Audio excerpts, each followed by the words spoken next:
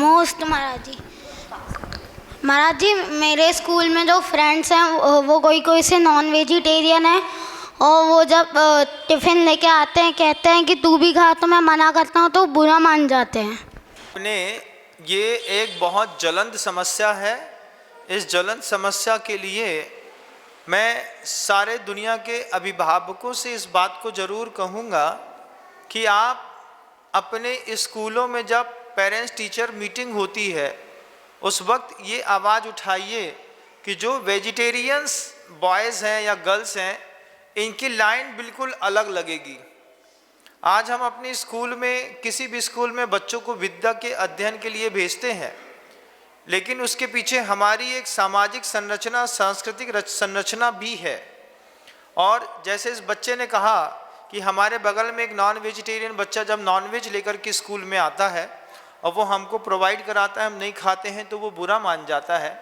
सबसे पहले तो इसकी कैटेगरी डिवाइडेशन होना चाहिए।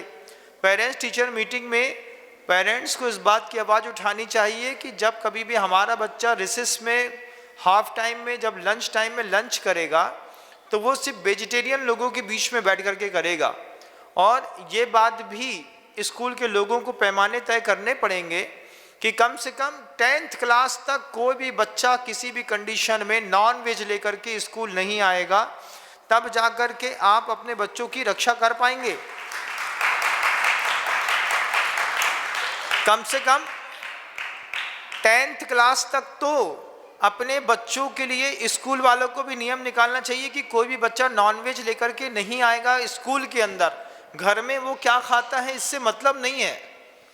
10th क्लास के बाद बच्चे जवाबदार होते हैं, उनको खुद समझ में आता है कि हम वेजिटेरियन है, नॉन वेजिटेरियन है। लेकिन छोटी उम्र से इस तरीके के मिक्स कल्चर होने के कारण बच्चों को ऑमलेट खाने की आदत पड़ जाती है, दूसरी चीज़ों के खाने की आदत पड़ जाती है, जो एक खतरनाक विषय है। इस बच्चे ने जिस प्रश्न को उठाया है, इस प्रश्न के समाधान के लिए दुनिया भर के माता पिता को अपने स्कूलों में जा कर के इस बात की आवाज़ उठानी चाहिए कि 10th क्लास तक किसी भी कंडीशन में अगर आपके यहाँ नॉनवेज अलाउ है तो फिर हम अपने बच्चे को आपके स्कूल में नहीं पढ़ाएंगे। हम अपनी कोई नई संस्था खड़ी करेंगे जिसमें हम अपने बच्चे को सात्विक शिक्षा दे सकें। ये हिंसात्मक शिक्षा के लिए हमने अपने बच्चों को स्कूल में नहीं भेजा है। जितने भी माता पिता हैं इनको जागरूक होने की बहुत ज़रूरत है।